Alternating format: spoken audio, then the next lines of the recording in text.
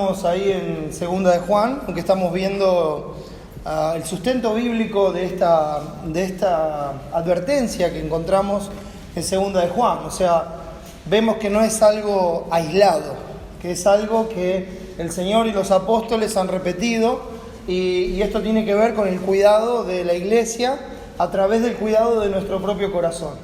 Y así es como llegamos al versículo 8 de Segunda de Juan, que dice: mirad por vosotros mismos, para que no perdáis el fruto de vuestro trabajo, sino que recibáis galardón completo. Entonces, por medio de este mandamiento somos llamados a examinarnos a nosotros mismos, no sea que no estemos en la fe, porque si no estamos en Jesucristo podemos tener la mejor religión del mundo, estar en la mejor iglesia del mundo, tener la mejor denominación, la mejor doctrina, e irnos eternamente a la condenación, al infierno, por no conocer al Señor y estar haciendo las cosas en nuestras fuerzas, estar haciendo las cosas para beneficio propio, por la propia moral, por el propio honor, etcétera, etcétera.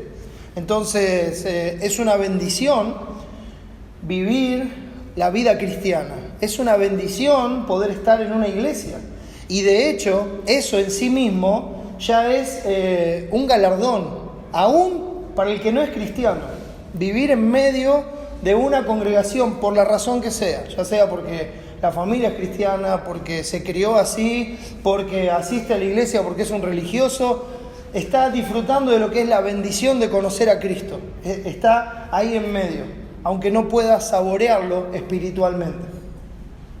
Entonces dice, tengan cuidado, no reciban el galardón completo, no solamente lo terrenal, no solamente lo pasajero, y ya hablaremos de eso más adelante. Entonces, hemos estado viendo cómo la verdad desnuda las intenciones del corazón, cómo la verdad desnuda cuando hay rencor en nuestro corazón y no nos conducimos acorde a la palabra, sino hacemos las cosas según nuestro propio parecer. La ira del hombre no obra la justicia de Dios. También vimos cómo la verdad desnuda un evangelio antropocéntrico, cuando el evangelio que se enseña y que se vive en la iglesia está centrado en el hombre y no en Dios, está centrado en agradar al hombre, en mantener al hombre, en llenar asientos, etcétera, etcétera, en formar un sistema que produzca más y más personas cortadas con la misma tijera. Entonces vimos eso, que es un evangelio centrado en el hombre, que no tiene nada que ver con Cristo, y debemos cuidarnos de nosotros mismos, y a la vez que nos cuidamos a nosotros mismos vamos a tener cuidado de la doctrina, de la enseñanza de la palabra, y haciendo esto nos vamos a salvar a nosotros mismos en el sentido de la vida diaria, de ser librados de los errores, de ese tipo de salvación estamos hablando, y también vamos a salvar a los que escuchan lo que decimos con la verdad, que es acorde a la verdad de Cristo, y obedecen a lo que escuchan porque lo toman como palabra de Dios. Amén. Entonces así llegamos hasta otra advertencia que encontramos en Hechos 20:28, y ahí empezamos a ver en el último mensaje cómo la verdad desnuda un camino perverso, cómo la verdad también desnuda un camino perverso. Entonces es necesario, mis hermanos, someter constantemente nuestra vida a un autoexamen a la luz de la palabra. No es un autoexamen a la luz de nosotros mismos o de lo que enseñan en la iglesia donde vamos. Si enseñan lo que es acorde a la palabra, entonces usted no lo está haciendo acorde a lo que enseña la iglesia, lo está haciendo acorde a lo que dice la palabra. ¿Me explico? Entonces, si la iglesia enseña bien, gloria a Dios, pero el examen es a la luz de la palabra. Amén. Entonces eso es lo que debemos buscar. Así tiene que ser ese autoexamen, constantemente. No tiene que haber un día en nosotros de la vida que el Señor nos da en su misericordia, como bien se decía hoy, que no vayamos a hacer un examen de nuestro propio corazón en cada cosa que hacemos. A veces examinamos las cosas grandes, las grandes decisiones, y después esas decisiones las tomamos bien, y en el camino para esas decisiones hacemos las cosas según nuestro propio gusto, según nuestro parecer, y dejamos de lado ese autoexamen, ese cuidado que nos lleva a honrar al Señor solamente y no a buscar el deleite personal. Como dice Juan en su Evangelio, en el capítulo 1, la luz en las tinieblas resplandece y las tinieblas no prevalecieron contra ellas. Y esto es precioso y a la luz de lo que ya hemos estado viendo. La luz de Dios o sea, Cristo, porque el mismo pasaje nos dice que Él era la luz de los hombres, en Él está la vida, Él es la luz del mundo, ¿verdad? El mismo Señor Jesucristo lo dijo. La luz de Dios, la verdad de Dios, Jesús, Él mismo dijo: yo soy el camino y la verdad y la vida. Entonces vemos a Cristo como la luz, vemos a Cristo como la verdad. Y fíjense que se menciona en singular. No dice: las luces en las tinieblas resplandecen. Una vez más, singular. Cuando hablamos de lo bueno, hablamos de Dios, hermano. Cuando hablamos de la verdad, hablamos de Dios. No hablamos de 2, 3, 4, no, hablamos de Dios. Si nosotros somos luminarias que resplandecen en este mundo, es porque Cristo resplandece a través nuestro. Él es la verdadera luz. Entonces vemos eso en singular, es una sola y una única luz verdadera, resplandece en las tinieblas, en plural. Como vimos antes, ¿no? Cuando hablamos de la doctrina, hablamos de la doctrina de Dios. Y cuando hablamos de las doctrinas, estamos hablando de algo que no tiene que ver con la doctrina, ¿sí? Y así lo refleja la palabra, hablando de esas doctrinas perversas que nos alejan de la verdad, etcétera, etcétera, cosas de hombres que no tienen nada que ver con la verdad. Entonces, la luz resplandece en las tinieblas de los hombres. Entonces, uno debe llevar a la luz de Dios hasta los lugares más oscuros de la casa, de este lugar donde Dios habita, nosotros mismos.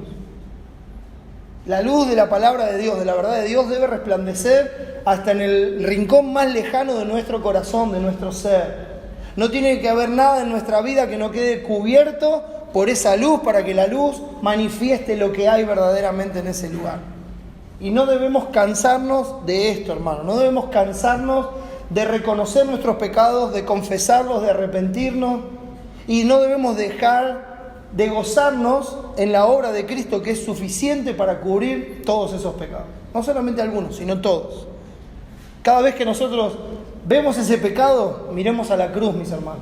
Cuando pensemos que encontramos algo nuevo, miremos a la cruz, porque Cristo lo pagó en la cruz. Todo el acta de los decretos que nos era contrario fue clavada en esa cruz. Entonces, esto nos lleva continuamente a que nuestra esperanza esté en Cristo. Así debe ser llevada la luz a los lugares más oscuros de la casa para disipar las tinieblas. Y lo mismo, cuando hacemos esto en forma personal, lo hacemos en la iglesia, que es la casa de Dios, la iglesia del Dios viviente, columna y baluarte de la verdad. ¿Cómo hacemos esto? Llevando todo pensamiento cautivo a la obediencia a Cristo. Entonces, constantemente, advertidos por Dios, debemos examinar con la verdad eterna, con la verdad de la palabra, las intenciones de nuestro corazón, y no solamente las intenciones, sino también las acciones de nuestra vida. ¿Por qué hice lo que hice? No solamente la intención, sino cómo resultó. ¿Por qué hice lo que hice? Antes, el pastor Cristian decía, es un golpe al orgullo, ¿no? Cuando uno dice, me gloriaré en las debilidades. Ese es el punto. Ese es el punto. Que no lleguemos a gloriarnos orgullosamente en lo que somos, en lo que sabemos, en lo que tenemos, sino en las debilidades. Claro, cuando nosotros miremos adentro nuestro, eso es lo que vamos a encontrar, debilidades. Y solamente vamos a tener como recurso, si me permite usar la palabra, abrazarnos a la fortaleza de Cristo, y nada más. Abrazarnos a su gracia, y nada más. Porque no hay nada más. Es por eso que este examen tiene que ser constante en nuestras vidas, en la iglesia. Tenemos que ver y examinar entre las intenciones y las acciones, porque ahí en el medio se encuentran nuestros dichos. A veces hay una intención en el corazón, hay algo que decimos y después hacemos otra cosa. Qué bonito lo que dice, qué bonito lo que habla, qué feo lo que vive. Y vaya a saber por qué lo hizo. ¿Me explico? Y esto tiene que ser armonioso. Nosotros tendríamos que ser transparentes, mis hermanos. Transparentes. Yo sé, eso es horrible. Eso es horrible porque creo que nosotros mismos nos asustamos. Si todos vieran lo que somos adentro, estaríamos totalmente avergonzados. Gracias a Dios otra vez por Cristo, que llevó nuestras vergüenzas. Y no vamos a ser avergonzados cuando estemos delante de Él, porque Él es nuestra justicia. ¿Amén? Pero es necesario que nosotros lo veamos, que tomemos una conciencia real de lo que somos, que dejemos de jactarnos de nosotros mismos, que dejemos de confiar en nosotros mismos, que dejemos de pensar que a nosotros no nos va a pasar, que nosotros no vamos a caer, que nosotros no vamos a abandonar. No puede pasar eso en nuestros corazones, mis hermanos. No puede ser así. Entonces hay que hacer ese examen entre las intenciones, las acciones, nuestras palabras, nuestras confesiones. Muchas veces no se condicen con lo que hacemos y decimos. Lamentablemente, muchas veces lo que decimos no es lo que pensamos y lo que hacemos no refleja lo que decimos. Y no puede ser así en nuestra vida. Somos cristianos. Cristo no fue así. Él pensaba en agradar al Padre, en darle la gloria al Padre. Hablaba la palabra del Padre, lo que el Padre le daba que hablase, y hacía las obras del Padre. Ese es nuestro ejemplo, hermano. Y esa es la forma en que debemos vivir. Para la gloria del Señor, hablando con la palabra de Dios. Si alguno habla, hable conforme a la palabra de Dios. Si alguno ministra, ministre conforme al poder que Dios da. Como Cristo hacía las obras del Padre, nosotros debemos hacer las obras de nuestro Señor. Tiene que ser consecuente en nuestra vida. Por eso, mis hermanos, el examen debe ser minucioso y honesto a la luz de la palabra. No honesto entre nosotros, sino honesto a la luz de la palabra en nuestro propio corazón. No querramos vernos más buenos de lo que en realidad somos, para tratar de apaciguar el dolor que nos causa nuestro propio pecado. El dolor del pecado se apacigua en la cruz de Cristo, mis hermanos. No hay otro lugar para apaciguarlo. Es ahí a donde debemos ir. Y no se canse de ir ahí, porque es una fuente que salta para la vida eterna, que está abierta para nosotros. Es un manantial que no cesa nunca, por toda la eternidad. Entonces, hermanos, si hacemos ese examen es para que la intención de glorificar a Dios, demos frutos de labios que confiesan su nombre, el nombre de Cristo, y que nuestras acciones adornen la doctrina de Dios, nuestro Salvador. Amén. La única forma de cuidar la iglesia, hermanos, es cuidando nuestro corazón de nosotros mismos. Debemos cuidar nuestro corazón de nosotros mismos. Mirad por vosotros mismos, para que no perdáis el fruto de vuestro trabajo y recibáis galardón completo. Y vimos en Hechos 20, el texto que estamos viendo ahora, que dice así, versículo 28, por tanto, mirad por vosotros y por todo el rebaño en que el Espíritu Santo os ha puesto por obispos para apacentar la iglesia del Señor, la cual Él ganó por su propia sangre. No vamos a tergiversar el texto, ya vamos a llegar ahí y lo expondremos y veremos la aplicación en base a la correcta interpretación de este pasaje. Pero recién empezamos el camino, mis hermanos. Vamos a seguir viendo cómo la verdad desnuda un camino perverso. Oremos. Nuestro Padre, en el nombre de nuestro Salvador Jesucristo y solamente por sus méritos y su justicia, venimos en este tiempo a pedir tu ayuda, a pedir tu gracia, tu misericordia, que incansablemente derrama sobre nosotros, Señor.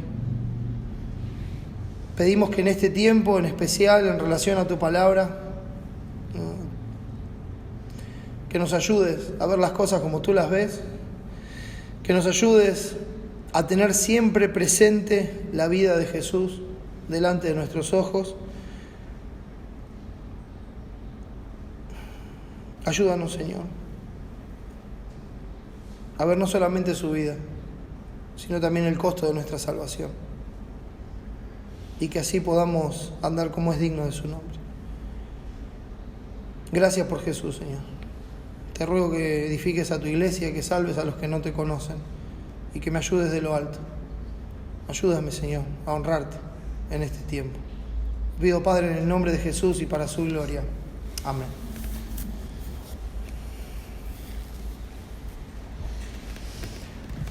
Honrar a Dios, mis hermanos. Un camino perverso. Nosotros no deberíamos tomar ninguna decisión por temor a lo que pueda pensar el hombre. Por temor a que alguien se ofenda. Estoy hablando de decisiones que le agradan a Dios. De hacer lo que Dios manda, estoy hablando. No de que no nos importa nada ni nadie. ¿Me explico? Sino de decir, esto es lo que Dios quiere.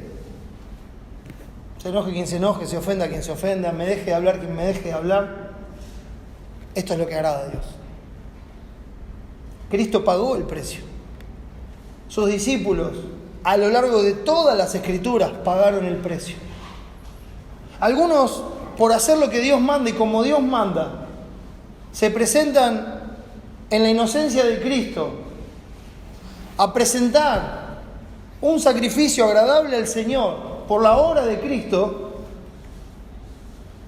y su propio hermano, llamado Caín, lo mata en ese mismo momento, porque odia a Dios, la propia familia, la propia casa. Tal vez hoy en medio nuestro no hay uno que se levante con una piedra, con un palo, con un cuchillo, a matarnos. Pero qué difícil, ¿no? La lengua. Cómo mata la lengua también, ¿no? Cómo destruye, cómo destroza.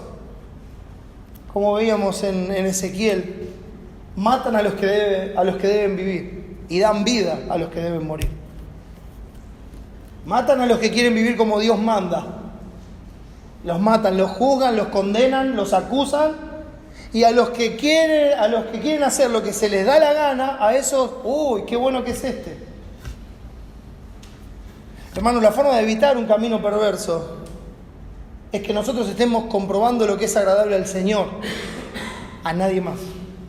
No se trata de agradar a los hombres, no se trata de agradarnos a nosotros mismos, no se trata de cumplir nuestros propios sueños, nuestros propios deseos, nuestros propios anhelos, de lograr aquello que soñé desde chiquitito. No se trata de eso, mis hermanos. Se trata de darle la gloria a aquel que dejó su trono, se vistió como uno de nosotros, dio su vida para cumplir aquello que nosotros no podíamos cumplir, murió bajo la ira del Padre, cargando con toda nuestra maldad, fue sepultado y resucitó para cumplir con todas las promesas de Dios y darle vida a todos los que creen en Él.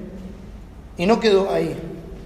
Porque después que resucitó, ascendió y se sentó en el trono de la majestad en las alturas, a la diestra de Dios, en el lugar de poder, en el reinado que a Él solo le pertenece, para gobernar todas las cosas y guiar todo para el bien de su pueblo. Porque como bien se decía hoy en los agradecimientos, el que empezó en nosotros la buena obra la perfeccionará hasta el día de Jesucristo. Es a Él al que nosotros debemos agradar, es a Él a quien debemos darle la gloria. Debemos dejar de entretener nuestras vidas corriendo atrás de las cosas que este mundo nos ofrece, tratando de ser igual que este mundo, tratando de ser como el molde que nos venden las películas, la moda y todo lo que pasa a nuestro alrededor, para vivir en la simpleza del Evangelio de Cristo, dándole la gloria a aquel que vivió, murió y resucitó por nosotros. Eso es lo que va a quitar las ansiedades de nuestro corazón. Eso es lo que va a quitar todo aquello que tuerce nuestros caminos por naturaleza. Para que entonces, solamente por la gracia de Dios, nosotros honremos a nuestro Salvador. Nosotros debemos tomar, hermanos, muchas decisiones en nuestra vida. Sin duda, muchas decisiones, constantemente. Pero sin duda, mis hermanos, la que más nos cuesta es la más importante. ¿Sabe cuál es? No importa la decisión que usted tome, la que sea, en la hora del día que sea, cuando se levanta, cuando se acuesta, cuando viene a la iglesia, cuando se congrega, cuando lee la Biblia, cuando va a trabajar, cuando está con su familia, no importa lo que sea, no importa de la índole que sea la decisión que tiene que tomar. Usted está tomando una sola decisión. ¿Da esto gloria a Dios?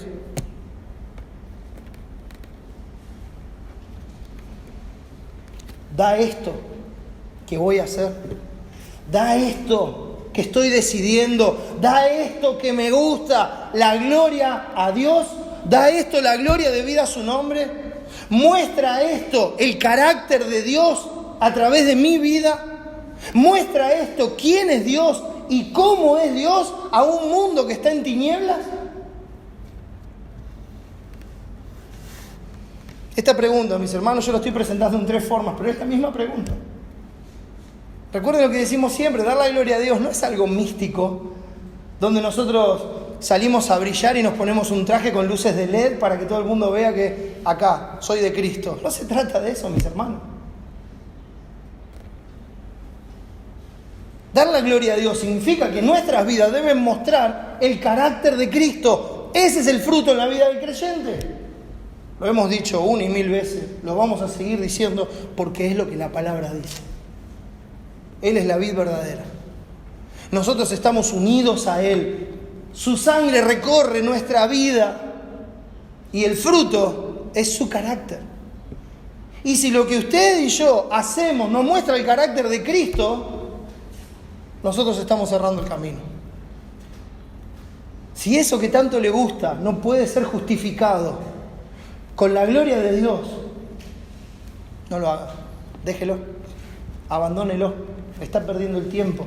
Está malgastando los recursos que Dios le da. Está tomando un camino equivocado que lo va a llevar al dolor.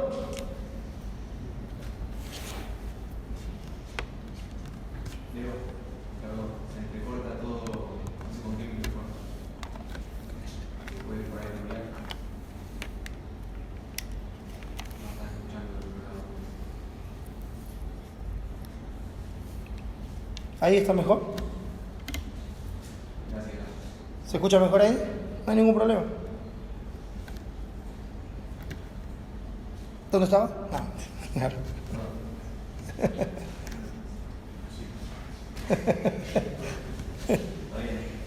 No hay problema, mis hermanos. No hay ningún problema.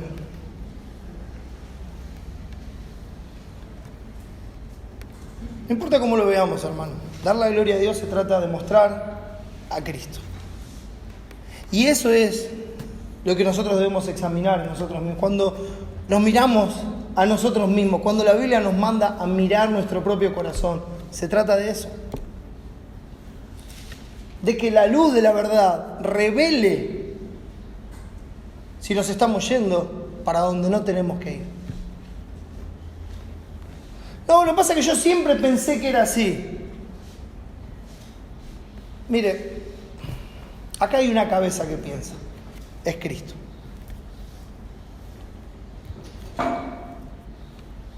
Usted piénselo. Es algo que comparto siempre. Pero cada vez que nos mandamos una macana, cada vez que hacemos algo mal y viene alguien y nos dice, ¿por qué hiciste esto?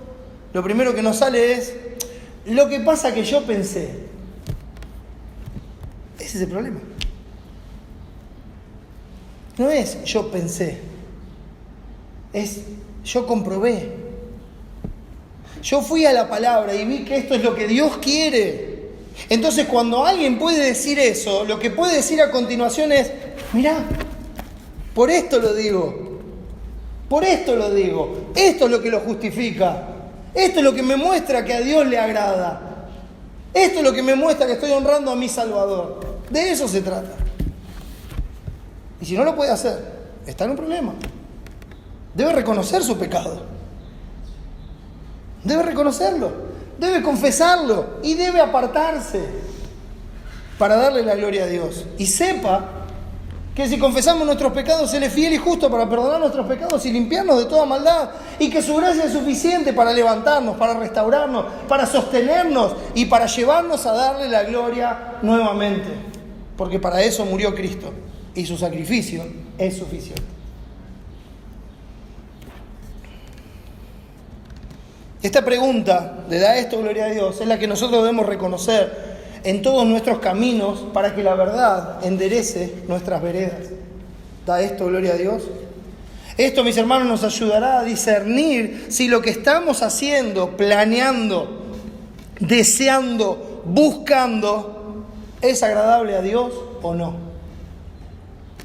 Esto es fundamental. Como hijos de luz debemos comprobar lo que es agradable al Señor. Efesios 5:10. Es más, dice, debemos vivir comprobando lo que es agradable al Señor. O sea, continuamente. No es que una vez comprobé, no. Debemos vivir comprobando. Así como vivimos creyendo, debemos vivir comprobando lo que es agradable al Señor. O sea, todo lo que hay en nuestro corazón, debemos tomarlo y ponerlo al lado de la palabra para ver si es lo que Dios quiere o lo que yo quiero, lo que a mí me gusta, lo que a mí me parece mejor. Así debe ser. Esto, hermanos, evita muchos desórdenes en nuestra vida y en consecuencia evita desórdenes también en la iglesia. Eso lleva a que la iglesia tenga el orden correcto también. Cuando la iglesia no tiene el orden correcto, el problema no está en, como dicen siempre, en el líder. Las iglesias no tienen líderes. Y las iglesias que tienen líderes no son iglesias. Claro, ¿no? No quiero darle vuelta a esto ni tratar de acomodarlo. Las iglesias no tienen líderes. ¿Sí? Busqué la palabra líder en la Biblia y después hablamos. ¿Sí? En las iglesias hay siervos salvados por la gracia de Dios, nada más. ¿Y sabe quiénes entran en esa categoría? Todos los que están en la iglesia. Todos. Después, por la gracia de Dios, cada siervo puede cumplir una función diferente en el cuerpo de Cristo, como Él quiso repartir a cada uno. Pero eso es lo que somos, siervos. Entonces, cuando hay un problema así en la iglesia, el problema no es del líder. Hay un dicho que dice, lo miro a Julio, porque con Julio siempre hablamos de los dichos, ¿no? La culpa no es del chancho, sino del que le da de comer.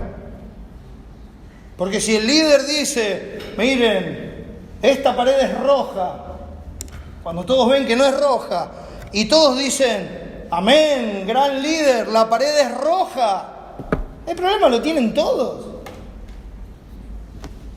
El problema lo tienen todos.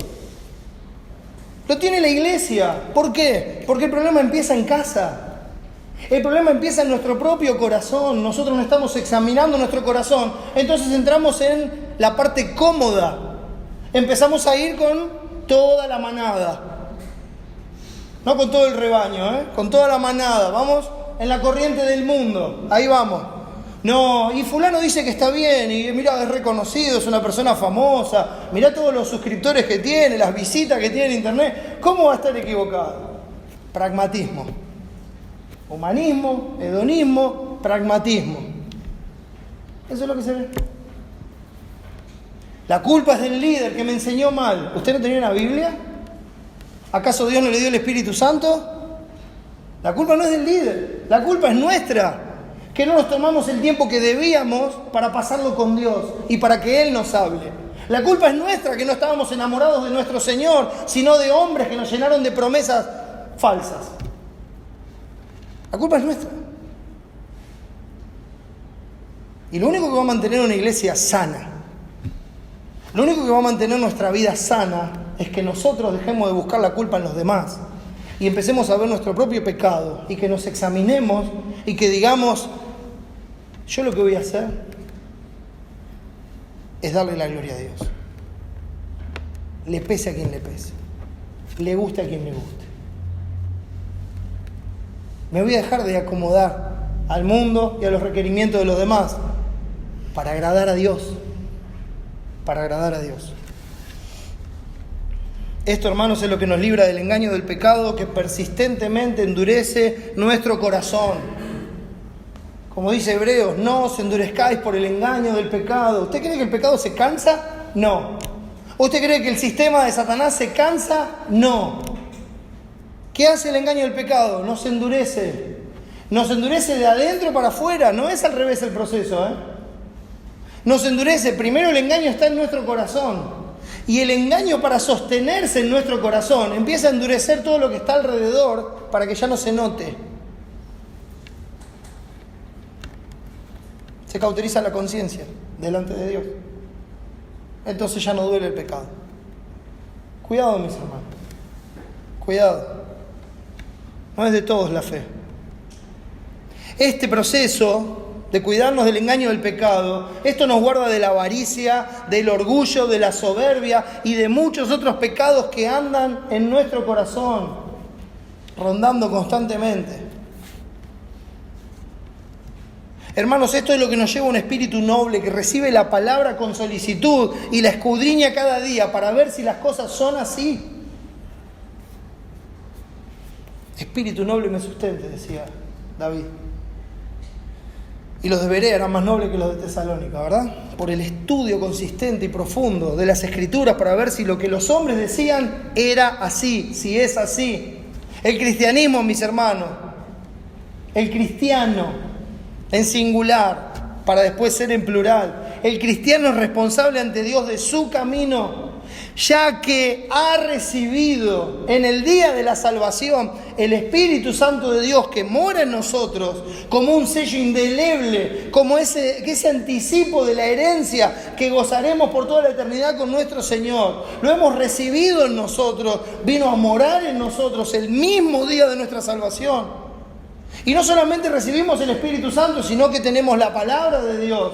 Y no solamente tenemos la palabra, sino que Dios ha establecido la iglesia para la edificación de los santos, para la obra del ministerio. Son todos medios de gracia, mis hermanos, para que nosotros aprendamos, para que nosotros sepamos cómo agradar al Señor. Muchos engañadores, dice la palabra, han salido por el mundo, pero no por eso debemos ser engañados, mis hermanos. Somos engañados cuando no conocemos la verdad.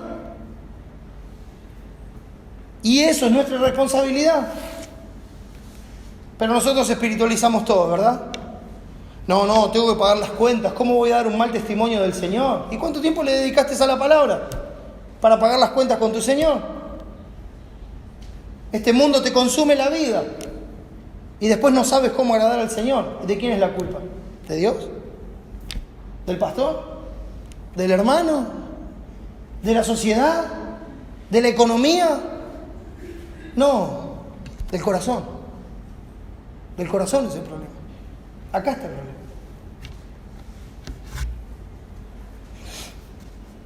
Tenemos también, dice Pedro, la palabra profética más segura, a la cual hacéis bien en estar atentos como una antorcha que alumbra en lugar oscuro hasta que el día esclarezca y el lucero de la mañana salga en vuestros corazones. Segunda de Pedro 1:19. ¿Cómo puede la iglesia detectar el engaño? La palabra dice, por su fruto los conoceréis. Por su fruto los conoceréis. Eso sí, Cristo dijo, no juzguéis según las apariencias, sino juzgad con justo juicio. El testimonio está en Juan 7:24. No juzguéis según las apariencias, sino juzgad con justo juicio. ¿Qué sería un justo juicio? ¿Usted y yo podemos tener un justo juicio? No. Es lo que Dios le dijo a Samuel cuando fue a ungir a David. Él lo vio al hermano mayor de David y dijo, de cierto acá está el ungido de Jehová. No. Porque vos mirás la apariencia, yo miro el corazón. Vos vas a ungir al que yo te diga, no al que a vos te parece que es. ¿Verdad? Y esa advertencia sigue a lo largo de toda la Biblia. No impongas con ligereza las manos a ninguno. No busques el que te agrada. No busques el que parece bonito. No lo busques al carismático. Buscá al que Dios escogió. Y Dios haga lo que bien le parezca con la iglesia. Porque es su iglesia. El único justo juicio, mis hermanos, es el de Dios, no el nuestro. Por eso se debe juzgar, y esa palabra juzgar ahí es el griego krino, que significa discernir. Significa poner una cosa al lado de la otra para discernir si es así. Tomar las pruebas para ver si eso es así. Entonces usted toma la palabra, el justo juicio de Dios, todos sus juicios son justos, dice la palabra, ¿verdad? Toma el justo juicio de Dios y pone las cosas al lado de eso para ver si son así. Eso es juzgar con justo juicio. Es discernir a la luz de las Escrituras. Discernir todas las cosas con la palabra. Claro, esto lleva tiempo, lleva un proceso. Pero vivimos una vorágine en este mundo que, como dije hace unos mensajes atrás, comemos todos comida rápida, ¿verdad? Vamos al McDonald's espiritual. Que salga rapidito, a ver alguno que me lo explique en 2 o 3 capítulos de algún libro, y después me voy pensando lo mismo que piensa el fulano que escribió el libro. Que puede ser un buen hombre, que puede ser un buen cristiano, y que puede estar en la interpretación correcta, pero que al fin y al cabo usó la misma Biblia que usted y el mismo Espíritu Santo que usted, porque tiene al mismo Dios que usted. Entonces, ¿quién es el que falló? Ah, no, porque él tenía más tiempo para estudiar. Le invito a ver las biografías y después me cuentan. No me hable de tiempo, porque nuestros tiempos están en las manos de Dios, porque su tiempo no es nuestro.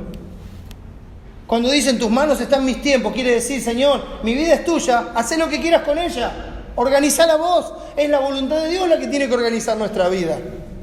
Pero nos cuesta porque nosotros queremos autonomía, queremos hacer lo que queremos. Y no nos damos cuenta que Dios nos salvó para que ya no vivamos conforme a nuestra concupiscencia, sino conforme a su voluntad. Primera de Pedro 4, versículos 1 al 2. Ahora, esto de discernir y juzgar con justo juicio lleva un proceso que nosotros debemos seguir, hermanos, dejando de lado las apariencias, dejando de lado las presunciones. Qué horrible, mis hermanos. Qué horrible tener que pasar tiempo escuchando presunciones de uno y de otro todo el tiempo. Es horrible, mis hermanos. No debemos permitirlo entre nosotros. No debemos permitirlo porque lastimamos y nos lastiman. Se debe juzgar con justo juicio. Un tesoro perdido, mis hermanos, en la iglesia de Cristo es la sinceridad. Hablad verdad cada uno con su prójimo. La prueba más sencilla es: ¿cómo estás? Bien, bien, bien.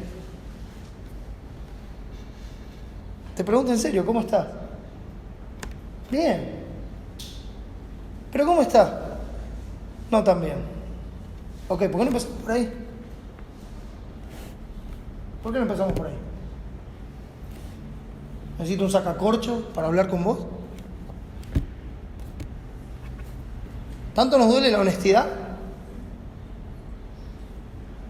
¿Tanto nos duele la veracidad? ¿Hablar honestamente? ¿Preguntar honestamente? Porque también si usted viene y dice: ¿cómo estás? Ven y que te cuento. No, yo preguntaba nada más que para saludarte, no me cuentes nada. Duele de los dos lados. Es un tesoro perdido en las iglesias, la sinceridad, la honestidad, que mucho bien nos haría y evitaría muchas amarguras, mis hermanos, tratadas a tiempo. Cuando un hermano en Cristo no esconde lo que le está pasando. Cuando un hermano en Cristo habla honestamente, pide consejo, pide ayuda. No se esconde atrás de la apariencia religiosa. Busca al Señor. No quiere estar con la sonrisa esa comprada. Ay, mire, todo el tiempo sonriendo. Qué buen hermano, qué bendecido que está. Tiene que verlo en casa ese hermano. Usted me ve acá y le caigo bien. Venga a casa a vivir conmigo. Y va a ver lo que soy en las presiones del día también. Pregúntele a mi familia. Pregúntele si me enojo, si contesto mal, si tengo malas actitudes. Pregúntele. Porque esa es la verdad.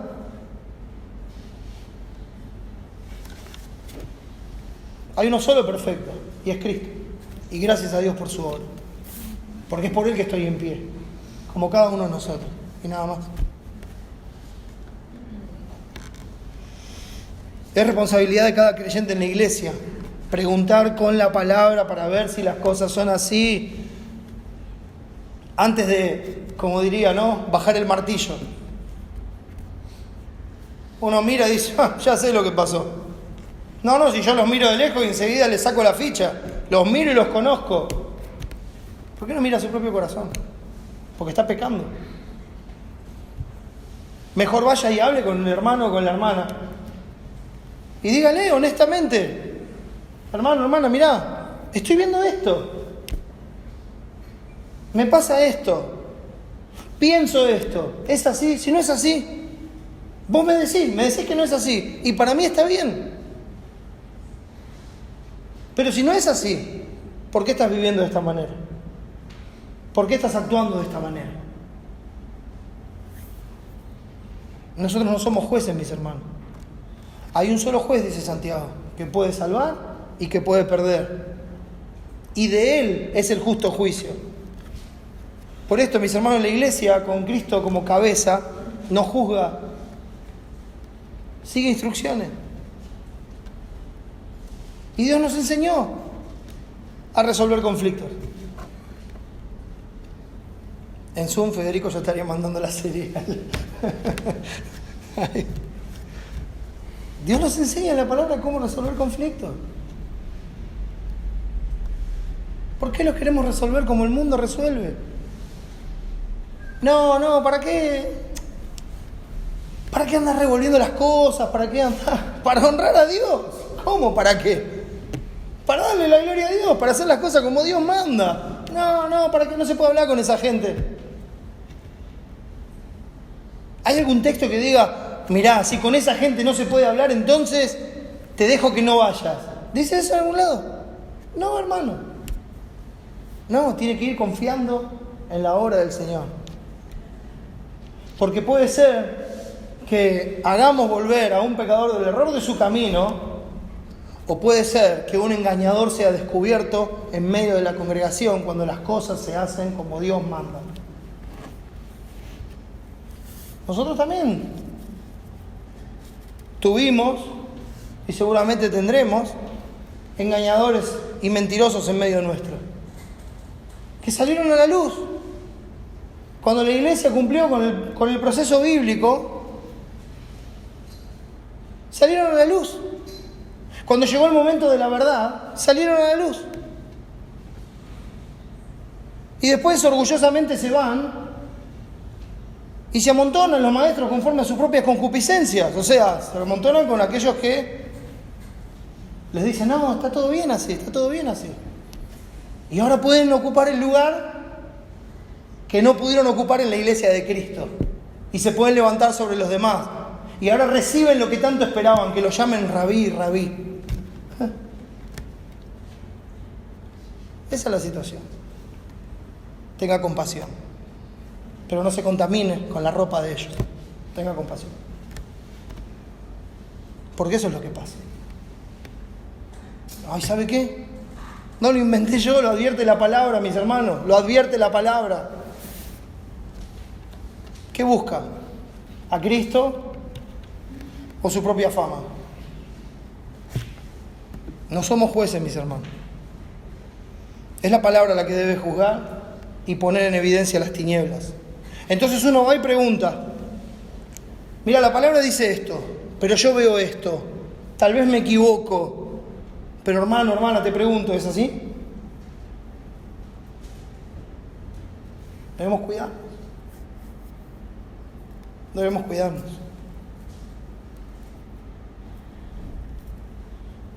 ¿Soy yo acaso guarda de mi hermano?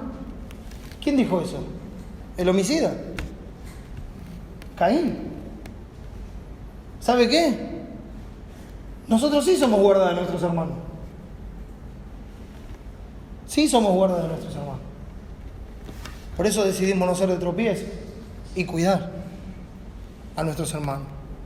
La palabra dice que debes vivir así, que debes proceder así, que debes conducirte así, que estas son tus responsabilidades como miembro de la iglesia, como padre, como esposo, como hermano, como esposa, como hermana. La palabra dice que estas son tus responsabilidades y no las estás cumpliendo.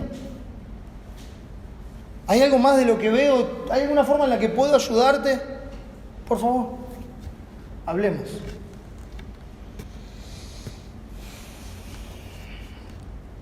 La palabra dice eso, pero estamos viendo otra cosa en tu vida. Y ese es el momento en el que usted y yo vamos a saber con quién estamos hablando. Ese es el momento en el que usted sabrá con quién habla. O sea, llegó el momento de dar fruto. Todos, mis hermanos, todos nos podemos equivocar. Todos. También todos nos podemos arrepentir cuando nos confrontan con nuestro pecado. Y gloria a Dios. Porque para eso se hace. Si te oyeres, ganado a tu hermano. Claro que sí. Mirá, lo que hiciste estuvo mal, me dañó. Ok, déjame explicarte. ¿Qué es lo que pasó? No era mi intención dañarte. Bueno, bien. O sí, porque la verdad que me tenés cansado. Bien. Honestidad. Lamentablemente la iglesia de Cristo está llena de artistas. Está llena de artistas. Todos dibujan, todos la pintan, dibujan, tratan de salir con el mejor pincelazo de la situación, porque no hay honestidad, no hay verdad. Y después, más adelante, viene el camión con todas las cosas, ¿no? Vienen con todos juntos. Acá tenés todo el bagaje. Tomá, llévatelo. Todos nos podemos equivocar y todos nos podemos arrepentir, gracias a Dios por Cristo. Si te oyeres, ganado a tu hermano. Pero, ¿y si la reacción y la posterior acción es contraria a eso? Porque a veces no escucha, se enoja, pero después viene y dice, mira, la verdad, tenés razón. Mira, perdoname, estuve mal y arregla las cosas. Bien, esa es la reacción posterior. Bien, no hay problema. Gloria a Dios, y nadie te va a reprochar nada. Decime cómo te ayudo. Vamos a arreglar esto, juntos, como Dios manda. Pero si la reacción y la posterior acción es contraria a eso, si es enojo, ira, burla, orgullo, soberbia, jactancia, vos me vas a decir a mí cómo son las cosas. Vos, una simple oveja, ¿me va a venir a hablar a mí, el líder de la congregación? Eso no es una iglesia, sépalo. Téngalo bien en claro. Eso no existe en las Escrituras. No existe. No es que a mí no me gusta. No existe en las Escrituras. Excusas, culpas ajenas. No, lo que pasa que... No, la culpa es del otro. No, lo que pasa es que vos te metís... No, siempre la culpa es del otro. Y eso se mantiene. ¿Ante quién estamos? Porque ese es el momento de la verdad. Por su fruto los conoceréis. No se está viendo el carácter de Cristo, se está viendo quién realmente es la persona. Si la respuesta de esa persona es desprecio, rechazo, amenazas y murmuración, ¿ante quién estamos? ¿Ante quién estamos? ¿Estamos ante el carácter de Cristo o estamos ante un falso y un engañador? Si la respuesta no es bíblica, acertado o no, miren, concedamos eso. Pero siempre es grato hablar con una persona que tal vez interpreta la Biblia de otra manera, pero por lo menos lo hace con la Escritura. Y uno dice, bueno, podemos hablar y podemos llegar a ponernos de acuerdo en que no estamos de acuerdo. Bien, es honesto, es sincero, gloria a Dios. Pero si la respuesta no es bíblica, sino que la respuesta es filosófica, la respuesta es sectaria, costumbrista, dicen, mirá, nosotros lo hacemos así, sí, es diferente, pero así lo hacemos, bla, bla, bla, acá es así, si no te gusta, ahí tenés la puerta, etcétera, etcétera. ¿Ante quién estamos? Por su fruto los conoceréis. Si usted en ese momento recibe espinos y abrojos, ya sabe de qué es el árbol, ya lo sabe. No necesita otra prueba, no necesita una segunda prueba. Porque si después de eso no hay arrepentimiento y pedida de perdón, no necesita que esperar otra temporada que vuelva a dar fruto. Porque sabe que va a dar ese árbol otra vez, espinos y abrojos. Ya está.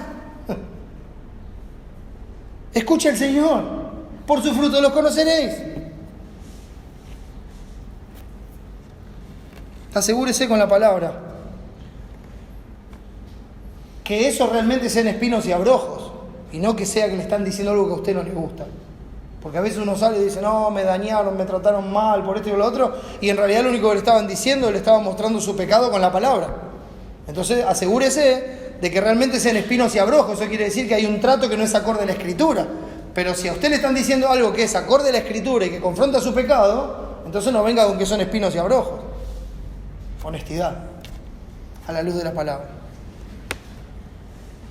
Pablo recibió, como él mismo afirma, el apostolado de Jesucristo.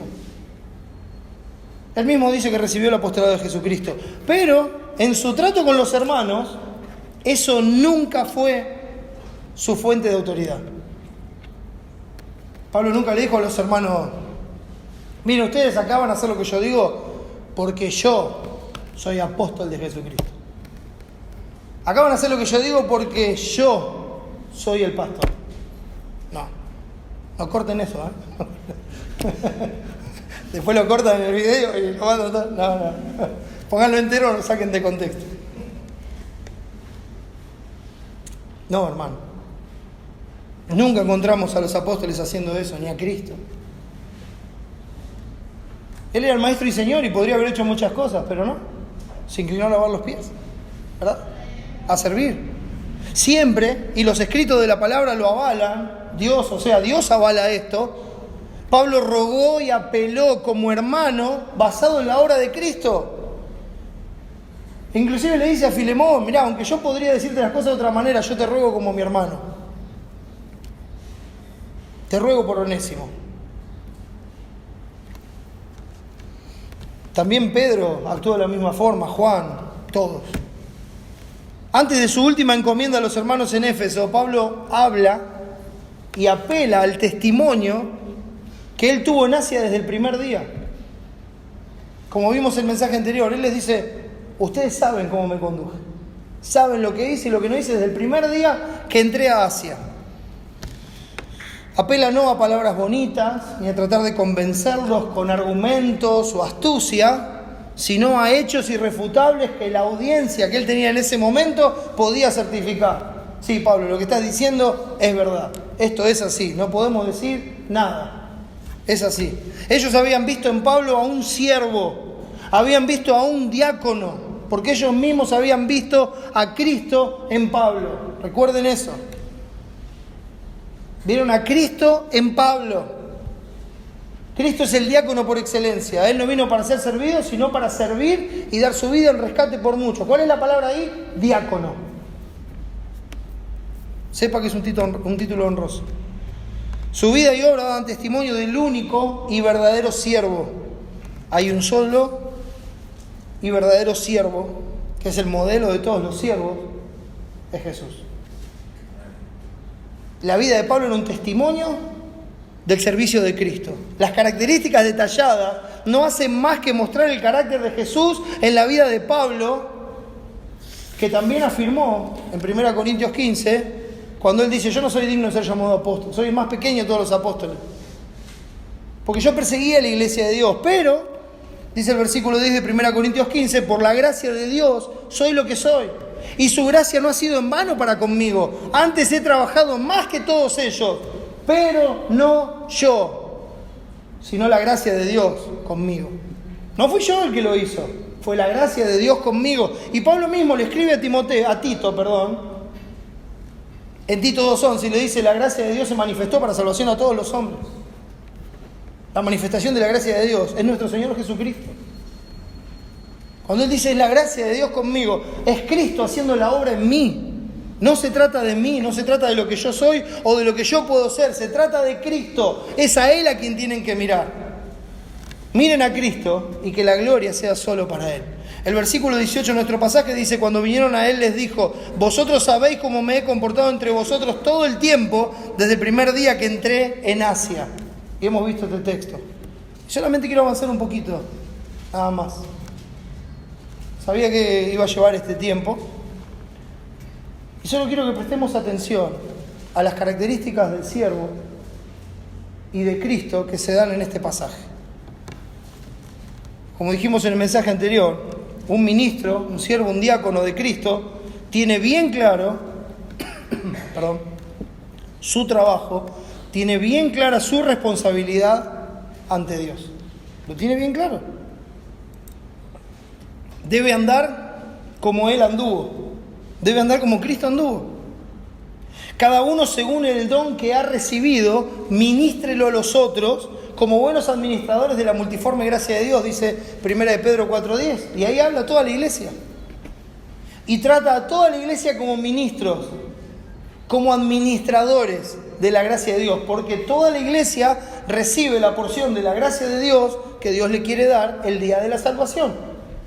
Y cada uno de nosotros, en la función que nos toca en el cuerpo, debemos ministrar esa gracia como siervos de Dios para con nuestros hermanos.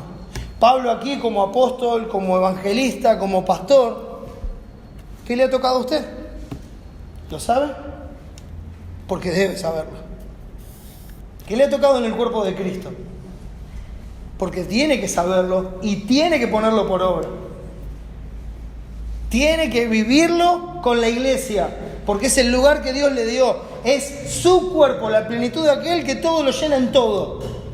¿Cómo administra usted la gracia que Dios le ha dado para que eso resulte en beneficio del cuerpo y en edificación de sus hermanos? De eso se trata la iglesia, mis hermanos. De eso se trata. Todos somos ministros, en diferentes partes del cuerpo, pero todos somos ministros de Dios. ¿Cuáles son las características distintivas de los siervos, de los ministros, de los diáconos? Miremos a continuación. Versículo 19 al 21. Dice así: desde el primer día que entré en Asia, sirviendo al Señor con toda humildad y con muchas lágrimas y pruebas que me han venido por las acechanzas de los judíos, y como nada que fuese útil, he rehuido de anunciaros y enseñaros públicamente y por las casas, testificando a judíos y a gentiles acerca del arrepentimiento para con Dios y de la fe en nuestro Señor Jesucristo. Hasta ahí por ahora. Fíjense cuál es la característica del siervo, que el siervo está sirviendo. El texto dice sirviendo al Señor, está siempre activo, es siempre un siervo, es siempre el servicio al Señor. Mire, todo lo que usted hace en su vida tiene que ser hecho para el Señor. Eso es algo que uno tiene que reconocer como hijo de Dios. Fui comprado por sangre para ser un siervo de Dios. Y no lo estoy diciendo yo ahora, Leo Company, como pastor de la iglesia, sino que lo estoy diciendo como hijo de Dios. Como cualquiera de los que están aquí presentes, o de los que nos están escuchando, los que nos están viendo, o el que vaya a escuchar este audio, no importa. Si usted fue salvado por la gracia de Dios, como dice Romanos 6, usted fue libertado de la esclavitud del pecado para venir a ser siervo de la justicia, o sea, siervo de Dios. ¿Y cuál es la característica de un siervo? Que está siempre sirviendo al Señor, está siempre activo, siempre siendo un siervo. ¿Cuál es la característica de un siervo? Recibe órdenes y obedece. ¿Es así? Por eso es siempre siervo. No hay un momento donde dice, ya pasé la etapa de siervo, ahora empiezo a mandar. No, no pasa eso. Aunque usted tenga responsabilidad sobre otras personas, lo que usted manda o hace lo tiene que hacer en el Señor, porque sigue siendo un siervo del Señor. No se puede olvidar de esto jamás, porque es una característica fundamental de un siervo, como Cristo, que no vino para ser servido, sino para servir. ¿Cómo lo hizo? Otra característica del siervo es humilde. Dice el texto, con toda humildad. El Señor Jesucristo dijo, aprended de mí que soy manso y humilde de corazón. El siervo humilde está haciendo la voluntad de Dios por sobre la propia voluntad de uno. Por eso es humilde, por eso es manso. Manso y humilde de corazón. Yo podría hacer otra cosa, mansedumbre, recuerde, poder en sujeción. Yo podría hacer otra cosa, pero no lo hago porque quiero agradar a Dios, quiero obedecer a Dios, quiero servir a mi Señor. De eso se trata. Siervo, humilde, estimando a los demás como superiores a él mismo. El sentir que hubo en Cristo, agradando a su prójimo en lo que es bueno para la necesaria edificación. Característica del siervo, siempre sirviendo, siempre humilde.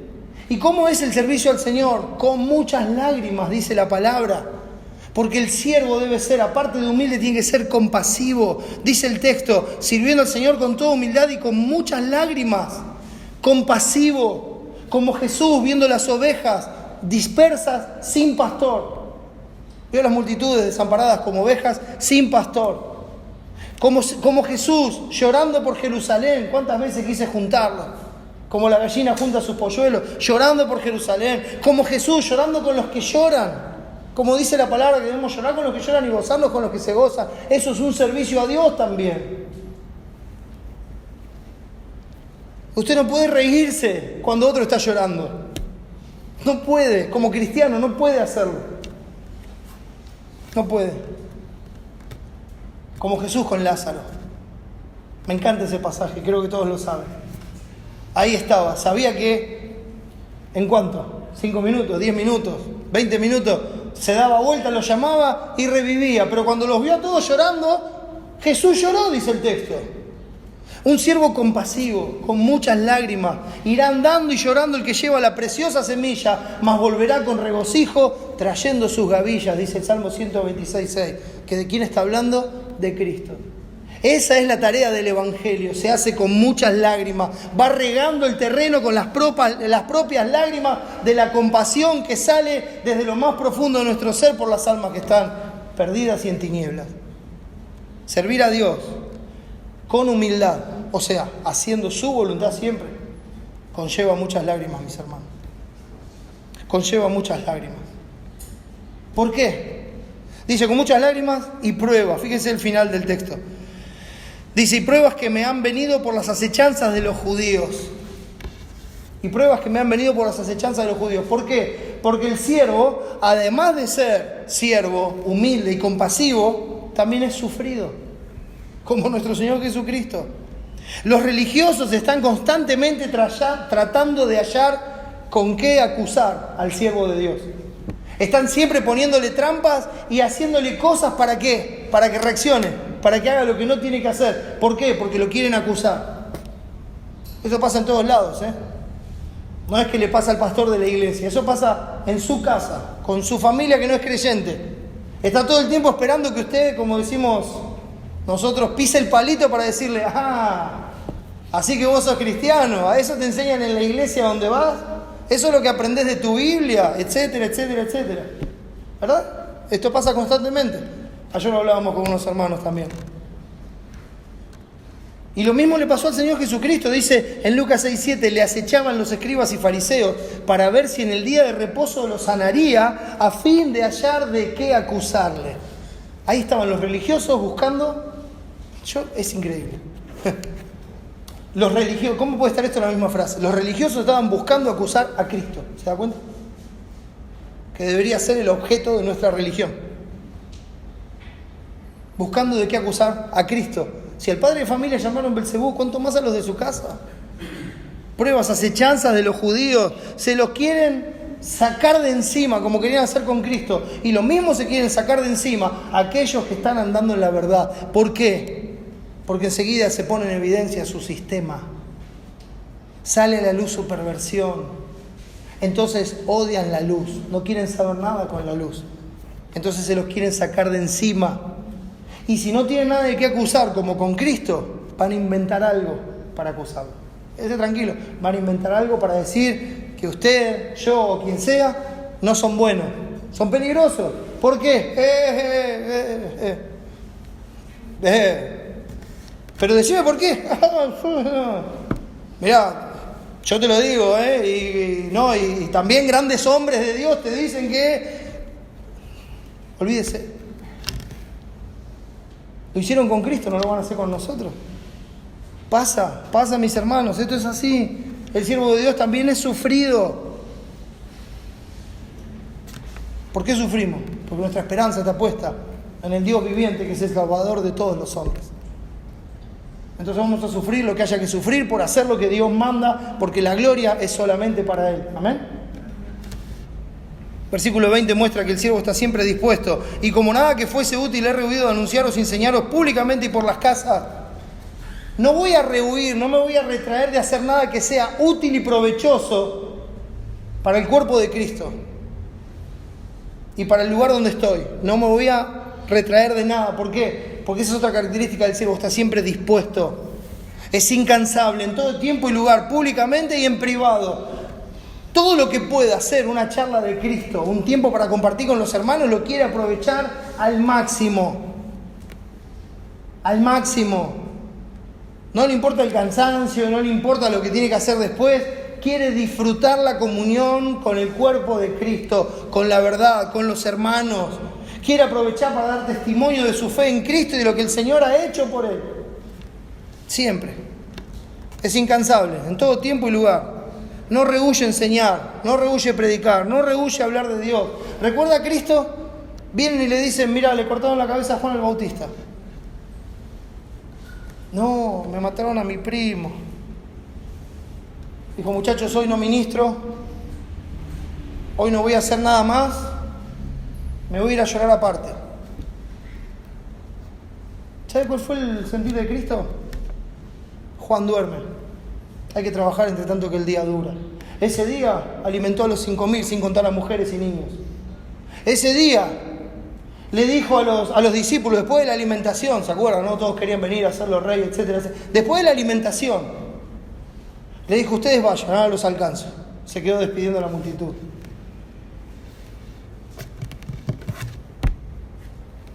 Dispuesto. Un siervo de Dios está dispuesto a ayudar, dispuesto a dar una mano, dispuesto a colaborar, dispuesto a compartir. Eso es un siervo de Dios. Todo lo demás es cháchara, es mentira, es religión. Todos somos siervos y todos debemos estar dispuestos.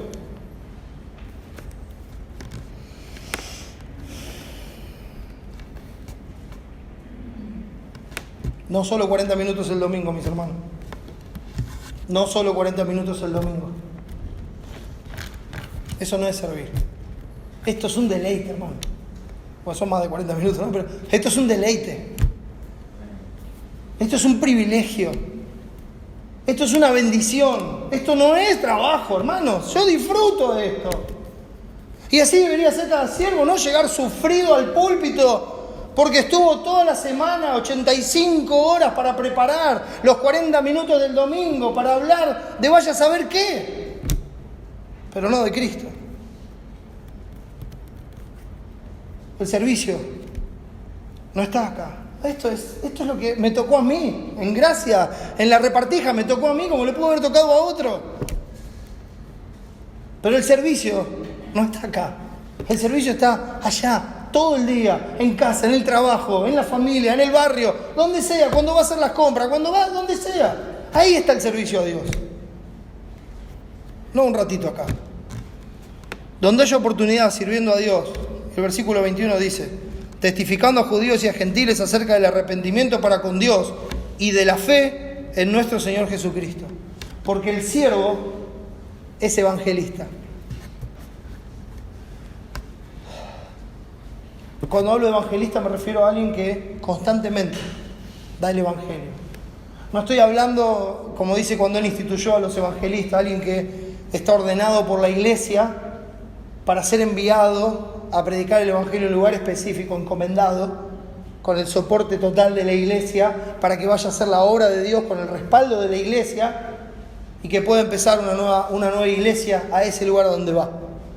Estoy hablando de que para nosotros, como dijimos una vez, somos monotemáticos. Hay un solo tema, para nosotros hay un solo tema, y es la cruz de Cristo. Y donde estemos, vamos a servir, enseñando y compartiendo acerca de la cruz de Cristo. Dice, testificando a judíos y a gentiles acerca del arrepentimiento para con Dios y de la fe en nuestro Señor Jesucristo. Le está hablando con la palabra de la condenación del hombre y de la salvación en la obra de Cristo. Después que Juan fue encarcelado, Jesús vino a Galilea predicando el evangelio del reino de Dios, diciendo, el tiempo se ha cumplido y el reino de Dios se ha acercado. Arrepentíos y creed en el evangelio. Todos conocemos ese tiempo, en Marcos 1, 14 y 15, como el momento en que Jesús empezó su ministerio, ¿verdad? Dice en Mateo 4 también, yo vine para esto, para predicar, para enseñar. Los pilares del ministerio de Cristo, predicar, enseñar. Eso es un siervo, mis hermanos. La vida de Pablo reflejaba a Cristo, pero él les dijo en Lucas 4:43, hablando Jesús, es necesario que también a otras ciudades anuncie el evangelio del reino de Dios, porque para esto he sido enviado. Como el Padre me envió, así yo os envío a vosotros. Por tanto, id por todo el mundo y predicad el evangelio a toda criatura. ¿Usted cree que esa es la tarea nada más que del pastor, del evangelista? Esa es la tarea de los siervos de Dios. Esa es la tarea de la iglesia de Cristo. Que hay algunos que son encomendados específicamente para eso y que la iglesia se va a ocupar de ellos y los va a apoyar y los va a sostener, y no estoy hablando solamente de lo económico, sino de todo lo necesario para que el testimonio de Cristo llegue a otro lugar y que sea establecida otra iglesia, también. Pero primariamente, como siervos de Dios, todos nosotros tendríamos que ser monotemáticos y compartir con nuestras vidas y con nuestras palabras, cuando hay oportunidad, acerca de, como dice el texto, el arrepentimiento para con Dios y de la fe en nuestro Señor Jesucristo. Todos deben escuchar el Evangelio. El Evangelio se vive, se enseña, se predica. Dios es el Evangelio, Dios es nuestra vida. Dios no es el que ocupa el primer lugar en nuestra vida, como he dicho incansablemente, y lo voy a decir mientras el Señor me dé vida. Dios no compite con nadie. Él no tiene que tener el primer lugar en nuestra vida. No. Él es nuestra vida. Él es nuestra vida. Y nuestra vida es en base a Él, a su voluntad y a su verdad, a lo que Él quiere, a lo que a Él le agrada, para que la gloria sea para Él. Amén. No hay otra razón. En los siervos se ve el carácter de Cristo, no el hombre, sino Dios. Como Jesús, el siervo es humilde, compasivo, sufrido, dispuesto y evangelista. Así debemos ser. Por su fruto los conoceréis. ¿Ante quién estamos, hermano? La verdad desnuda, un camino perverso. Por eso Dios nos dice: mirad por vosotros mismos. Amén. Vamos a orar. Gracias, Señor, por Cristo. Gracias por su obra. Gracias, Señor, por ese sacrificio perfecto. Hay tanta miseria en nosotros, Señor. Cuán grande es tu misericordia y tu gracia. Padre, ayúdanos a no olvidar lo que has hecho, a recordarlo cada día y a darte la gloria en todo. Ayúdanos a recordar el sacrificio de Cristo, el valor de nuestra salvación y el propósito, para que así te honremos en todas las cosas. Gracias, Padre, por todo. Guárdanos y ayúdanos. Te lo pedimos en el nombre de Jesús. Amén.